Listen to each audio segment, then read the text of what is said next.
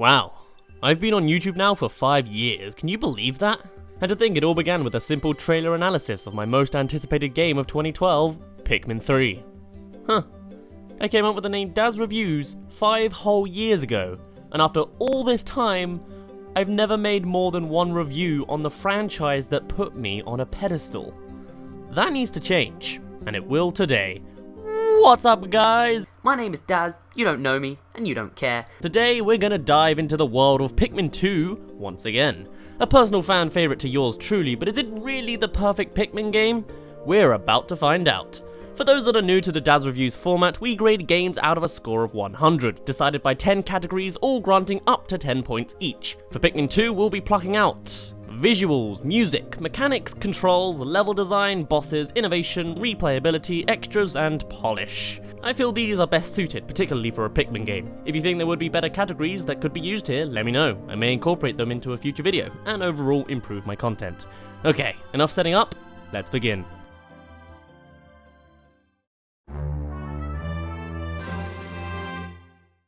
Now, back in 2004, Nintendo wasn't exactly a stickler for creating the highest quality graphics ever, but despite that, it still needs to look somewhat presentable in order for it to be enjoyable for the player. No one would choose to look at an ugly mess of a game for 20 hours. Pikmin 2 certainly seems to fit into the slot of presentable. Its graphics don't blow players' minds in any manner. There's no dramatic lighting or bloom to overwhelm the screen, and instead you only get what you need. You can tell when there's supposed to be some kind of sunlight bleeding into an underground area. You can tell that the bulbs are circular and not overly polygonal, and you can tell this is water even if it doesn't act perfectly realistically.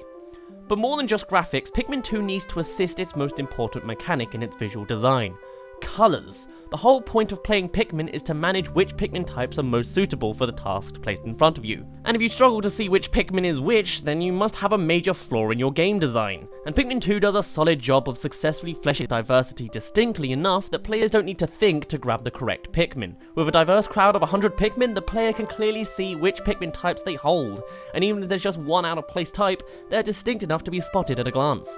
This is thanks to both the broad variety of colour of the Pikmin types as well as their actual design in body shape, particularly with the purple's fattier presence. And the game doesn't achieve this by simply bumping up the saturation either. In fact, you could argue that this hinders the solution, as everything would look so colourful that the colours you're looking for may get lost in the rainbow of colours up on screen. No, this game does a damn good job to use its visuals to assist with gameplay, though there are still places that the game could look better. It's a small detail, but it could really bump up the game just that little bit more. Visuals gets a 9 out of 10.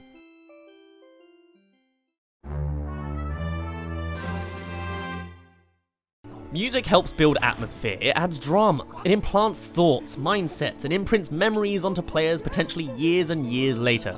And Pikmin 2 kinda misses the mark. Here's the thing.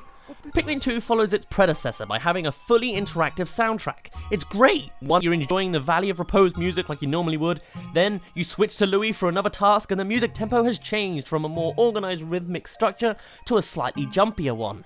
This small detail of changing tempo based on the character really shows how the game can shine, and that doesn't even talk about the music changes when fighting an enemy or carrying treasure. It makes you feel like you're part of the game, truly interacting with the world it's built.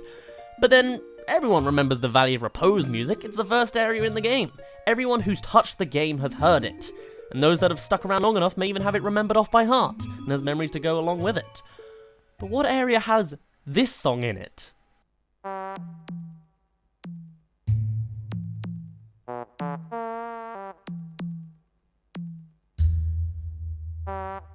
Maybe you remember some of the enemies that came along with this song, but do you remember a whole level? Or which cave it appears in? Or what about this one?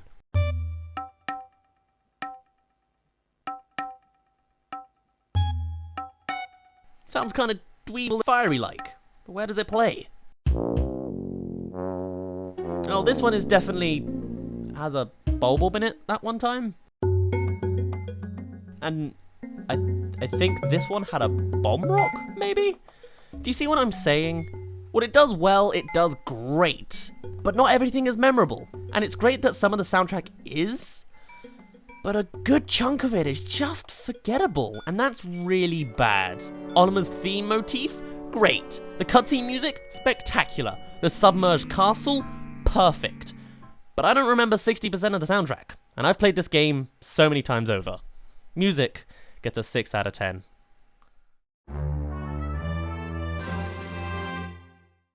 Every game has mechanics. They are the fundamental cogs in the system, and with poorly designed mechanics comes a poorly designed game. Now Pikmin 2 has a nice handful of mechanics. The general theming to them is time management and strategy, perfectly accommodating to its game genre. But how well do they really work? Let's start with the time managing mechanics. First things first, there's the time limit. In Pikmin 2 there remains a day cycle in which the players must complete their task in an allocated time before the day ends and they must escape the surface. And this works pretty well to add a sense of immediacy when on the ground. But another core element of the game is deep caves underground. And when you're in this kind of area, time freezes. There is no daytime cycle down here, and emphasis is placed on exploration and strategy rather than time management. This creates a more casual and relaxed experience for players, for the most part. Okay. But creates a deep sense of inconsistency. Am I supposed to be feeling the same emergency stress I had from the first game, or am I supposed to enjoy myself and just tackle everything as I go? Separately, they both have pros and cons that affect how the game could be perceived. Some love the time limit, others prefer the exploration, but enforcing both creates too much of a separation. Having both simply makes the game worse. The lack of consistency makes the pacing of the game skewed. Despite the fact you can choose which caves to tackle in any order, the pacing will always be a little off, simply because one day you may stay on the surface and gain 3 treasures, whilst another day you've explored a 16 sub-level deep cave and come out with enough treasure to annihilate the original debt in a single swoop. Simply put, the lack of consistency hurts the game. But on the strategic side of things, there's still some flaws. By strategy, I mean the aspect of handling your Pikmin, choosing which types to bring out and how to tackle future obstacles. And almost every Pikmin-based mechanic I can think of has some kind of flaw. Yellow Pikmin are intended to be the high flyers. You can use them to reach treasure placed way up high. But the older trajectory of the purple Pikmin allows you to break this mechanic, as they can also reach most of these heightened levels if you throw them in just the right way. Speaking of purple Pikmin, strong. Really strong. Especially against enemies. In fact, with any fight, why even use other Pikmin? Purple Pikmin will do the job better. Emperor Bulblax, dead before he even awakens. How the final boss falls. And what about hazards? Once again, there's a lack of consistency among them. Fire, water and poison all cause Pikmin to run around in panic. Pikmin get a second chance if they get enveloped by one of these hazards. But the yellow designated hazard? Instant death. Electrocution. No chance of redemption whatsoever. And the purple's hazard? They don't have one. In an attempt to nerf their overbearing power, they have no immunity. And to go in with that, there's still an insta-death hazard unaccounted for. Crushing. Even the Bulbmin, who are immune to everything, aren't immune to crushing. Also, there are Bulbmin that are immune to everything. It's all inconsistent. Hazards with varying degrees of lethality, Pikmin with overreaching mechanics, skewed immunities, every mechanic seems to have some kind of flaw or pacing issue. Even just looking at the individual Pikmin, they don't have the same amount of abilities and some of them just seem a little bit out of left field. The mechanics may be fun to play with, but sometimes you've just got to admit there's a serious issue going on across the board. They work, but maybe not entirely as intended. Mechanics get a 4 out of 10.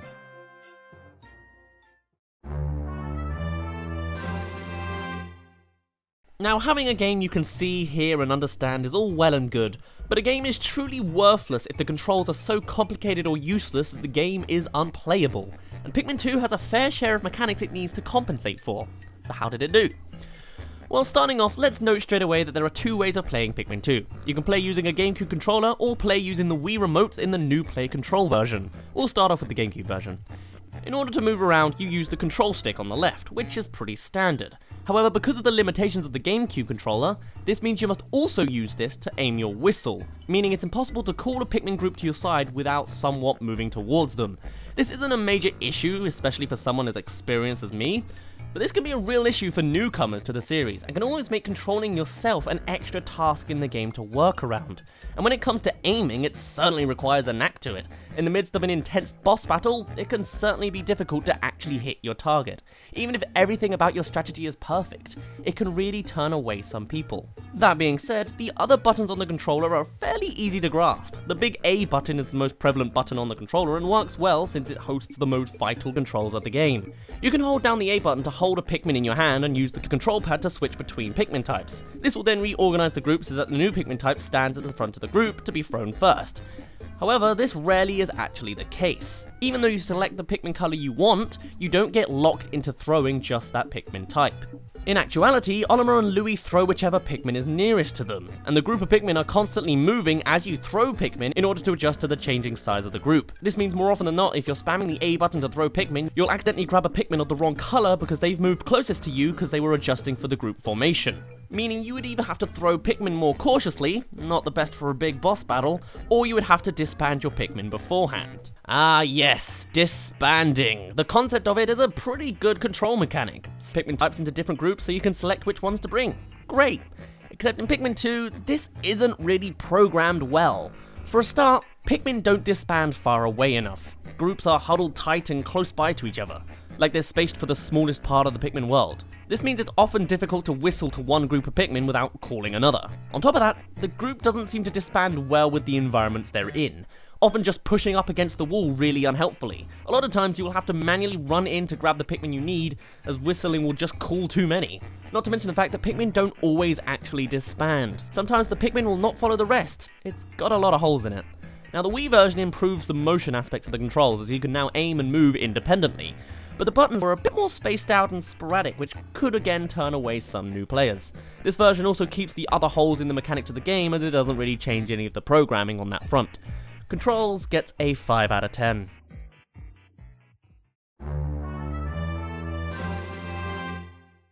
Pikmin 2 is all about strategy and time management. Because of that, the game requires a level design that can effectively accommodate for that. Now in Pikmin 2 there are 4 areas and then the cacophony of caves in the game. We'll start with the 4 surface areas first. So the Valley of Repose's role is to introduce the player to the mechanics of the game and later on expand to be a surprising challenge. Now I feel it does this quite effectively. The first day in the game takes place here and effectively introduces the work of switching characters, growing Pikmin, and using them as a group to complete tasks. It also limits their accessibility in a way that kinda makes sense. You need more Pikmin to take down the next obstacle, and you know this because you've already taken down this kind of obstacle with less Pikmin. It's much better than simply having an invisible wall or a character tell you not to progress any further in a certain direction. Next day you get access to a big arena, introducing you to the first big enemy, but giving you plenty of space to work things out for yourself comfortably. Then it gives you a wall which you must pass and the first cave that you'll be forced to enter because you're stopped by that point because of the lack of blue Pikmin. This is all great to create a well-designed tutorial level and gives players a glimpse of what's ahead and what to come back for later. Once all the Pikmin are available, the area opens up and continues to introduce more mechanics. Most notably is the fiery bowl black leaping across a body of water, instructing the players to either manage the red Pikmin across the water or to have the blues fight them in the water, and hopefully teaching the player that they can be extinguished. Good stuff. We also see underground treasure on the surface, which is pretty rare in the game. And if you continue to follow your detector, you'll be led to a snag grid in an advantageous position, showing off the difficulty of the area. Overall, pretty well designed. The only real flaw I can see from it is Peach's crown. It sits atop a snowman at the back of the map and can sometimes be a real pain to actually remove simply because of how it's positioned on the head and how the Pikmin move it off. It often requires purple Pikmin just to be able to lift it successfully because of its skewed angle. Now I won't go into as much detail for the other areas, but the general concept is pretty much the same elsewhere. The Awakening Wood opens up well for multitasking and introducing new surprises, though for the most part it's just an average level, bringing in multiple mechanics like more hidden treasure, high treasure, bridges, scales, and gates. The Perplexing follows with this more as it copies Pikmin 1's map design for the most part, though it does also introduce draining water. And that's about it. Very big and open though, so pretty open for multitasking. And the Wistful Wild gives us more of those same mechanics we're used to at this point, though something else I would like to bring up here is difficulty. There is somewhat a progression in difficulty through the areas, but it seems a little odd to me. The Awakening Wood is the easiest and makes sense since it's the first full area, followed by the Perplexing Pool, Valley of Repose, and finally the Wistful Wild. But the thing is, difficulty seems to spike quite badly. The Awakening Wood has Snagrits as its worst enemy. The Perplexing Pool has Wollywogs and Fiery Bulblaxes at first. The Valley of Repose has Fiery Bulblaxes again, Cannon Beetles, and the Wistful Wild has a Gatling Groink. Now first things first, the Wistful Wild's Gatling Groink has mobility that the other enemies do not. It can literally come into your base and destroy all of your Pikmin. Seems almost a little broken. On top of that, and this is the weirdest bit to me, Pikmin 2 gets harder the longer you play. In the Perplexing Pool, as the days continue to pass, eventually a family of dwarf Bulbabs and an adult one start to appear. Additionally, a beady Longlegs ends up appearing right by your base later on. This seems especially odd to me as it seems as though the game is punishing those who take longer to play the game. And for them to be taking longer, you'd assume that it means they're actually struggling with the game. So making it even harder seems to only make things worse. I don't know, it just seems really odd to me. Unless it's expecting that every player will not have completed these levels by these dates and are supposed to be highlighting more of the progression of the difficulty, and if this is the case, then clearly the developers paced this game incorrectly, as the days these additions appear is far later than what your average player would actually finish the game on. Maybe I'm a little biased on game speed because of my experience, but I feel the days these enemies appear is way off their mark. And then there's the caves. Now, really, there isn't a level design to them. For the most part, they are randomly generated, meaning the developers put no outright thought into the cave you're playing, at least not on such a detailed level. They built the assets that create the caves, but the game puts it all together. This means you'll often have paths leading to nowhere, going in circles or hazards blocking nothing. It works to create a game that can be replayed for a different experience every time and to ease up on developer time, but at the end of the day, it can really make some levels seem bland and worthless. There's pros and cons to designing levels like this, but it certainly won't make the level design rating perfect. Level design gets a 5 out of 10.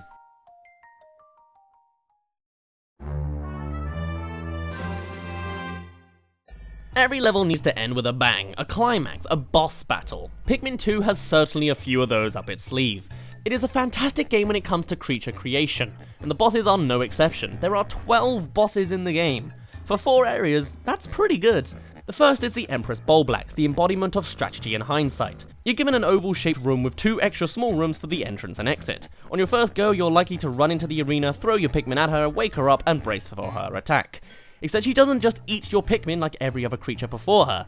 She rolls. If you started on the wrong side of her, your entire army is lost in a cinch. If you're on the right side, you may just have time to hide away from her and restructure your plan. This time focusing on either end of her, out of the way of her rolls. Brilliant. Later she comes back upgraded, now producing lava constantly, giving you 2 fronts to attack on. With this you can either have a captain take them down while the other takes down the mother, or you can try to attack them both with the same group simultaneously, or you can have her kill her own kind with the right angle. Well designed and effective upgrade to work around. Second is a Snagrit, potentially introducing you to the poison mechanic of the white Pikmin if they get swiped here. Its upgrade comes with mobility with its foot. Next is the beady Longlegs, teaching you to keep the group small and focus on height or patience. Later on upgrading to the Man at Legs, keeping you on your toes and making you use cover, and then again to the Raging Longlegs, again keeping your group small, though focusing less on height. Though its random changes in speed make me question it. Is the sporadicness simply supposed to add a slightly different battle each time? Is it to keep players on their toes? Is it just programmers cutting corners? Oh well. Moving on is the Giant Bread Bug, giving you a unique mechanic of tug of war. Its design though seems to be more like a fun joke for the more casual experience, though its lethality mostly comes from the arena it calls home, with electricity running rampant. The Raging Boister gets you to use the captains to work as a distraction for it, clearly highlighted by its changing colour scheme mimicking the captain's colours. The Emperor Bulblax actually doesn't add too much to the game, its fights is pretty similar to most regular enemies, though it does literally become downgraded to 1 later in the game. Though I guess because it can be found quite early, it's introducing the players to a progressing difficulty. The Water Wraith is of course a fantastic boss, giving you an aspect of battle outside of the classic showdown inside an arena and instead forcing you to flee. The Segmented Corpster is also a fun but challenging boss, testing your group's mobility and upping the difficulty with its attack being constant and unimmutable. And finally, the Titan Dweevil superbly summarizes all that the player has learned by incorporating all elemental hazards within the battle, and so utilizing all types. Though a complaint I do have here links back to the hazard issue in that one of its attacks is insta-death, whilst all the others give the player a second chance, but I've covered this already. At the end of the day, the bosses in Pikmin 2 are absolutely fantastic. None are outright broken, but there is definitely a progression of difficulty that the player just has to work with. I love it. Bosses get a 10 out of 10.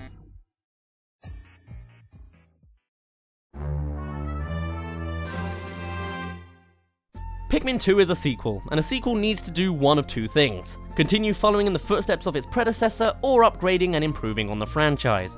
It can bring something new to the franchise and generally expand it. This isn't mandatory in all cases, but one or the other or both seems to make a sequel very worth its while. And Pikmin 2 definitely expands the Pikmin franchise from its original. For a start, 1 player character becomes 2, allowing for more emphasis to be brought onto time management and strategy. Then 3 Pikmin become 5, and in some cases 6, allowing for more planning, more hazard, more paths, and more approaches.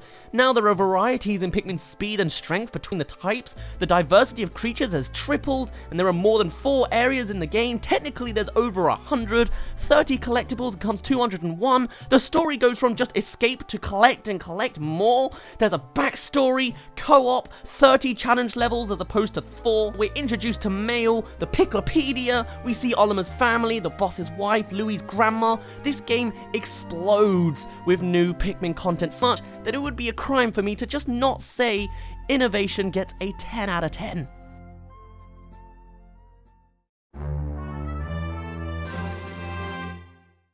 For a real-time strategy, a vital element required is replayability. Players want to retry the game with a different approach to see if they can complete it faster, more efficiently, and the game needs to allow for that. Pikmin 2 does this quite well. On a basic level, the gameplay is split into distinct chunks which the player can go back on with relative ease. Surface time is split into days, and cave time is split into sub-levels, and each can be backed up on by simply resetting the GameCube before saving, or choosing it in the pause menu. This works effectively enough and allows for any major issues to be resolved when it comes to difficulty, but there's no outright option in the menu to go back on your save. This is fixed in Pikmin 3 and isn't really a problem, but it is an improvement that can and has been implemented.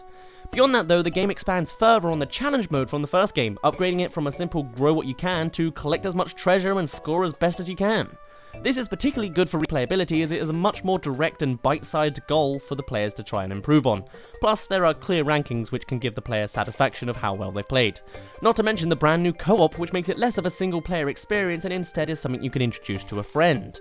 The randomly generated format of the cave layouts also helps minorly to create a different experience for players when they come back to the game again. Generally, there's not much else to say. There is a scoreboard at the end of the game, but there's little emphasis on it and there is room for improvement to increase replayability, but it's still pretty good. Replayability gets an 8 out of 10.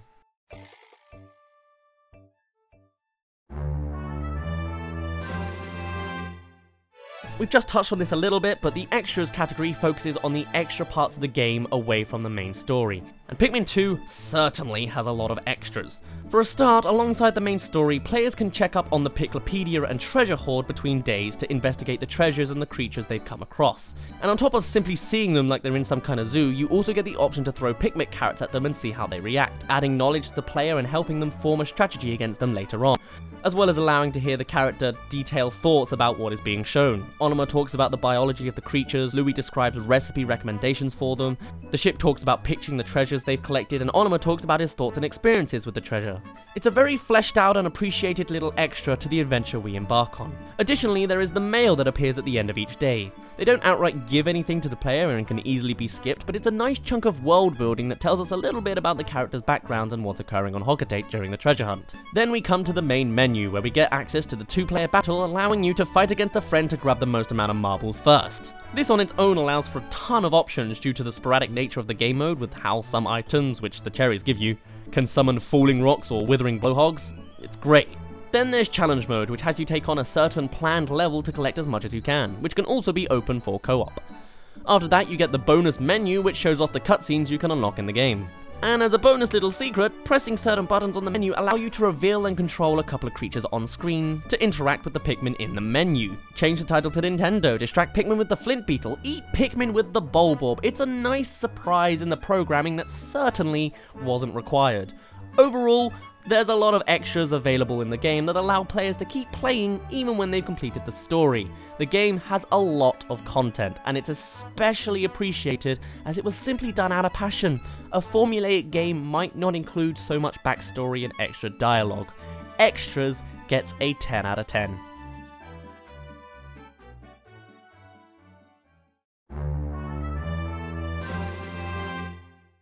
And now it's time for our final category. Has Pikmin 2 got that polish? The little details that pushes a game from good to great, to really that edge above the slew of games in its generation. Well, the characters' movements are swifter, easier to control. Throwing Pikmin is quick and fluid. No longer do you need to march your Pikmin at the same time as throwing to speed up your throw speed. Crossing bridges is easier. Caves can be lit up for ease and comfort. Run speed can be increased. You can become immune to fire and electricity. The Pikmin sing when they're together and change depending on the variety of colors. The sound constantly changes and interacts with your actions, adding drums near enemies, slowing down towards the end of the day. It adds instruments when carrying treasure. It's all really well put together. But then there's those flaws that could have quite easily been fixed. Disbanding is inconsistent, cramped, spatially unaware. Pikmin can't be thrown by types. Disorganization is common.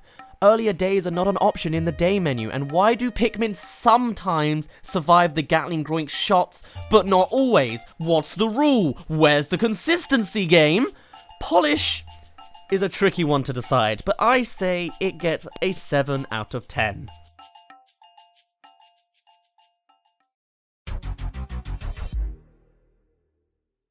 So with that, finally get our final score for Pikmin 2. It may have been my favourite game from the Pikmin franchise so far, but it's most certainly not a perfect game. Pikmin 2 gets a final score of 84 out of 100, or simply put, 8 out of 10. This game is great. It's fun, it's challenging, but it's flawed. Difficulty spikes, mechanics are skewed, and a good chunk of it is forgettable.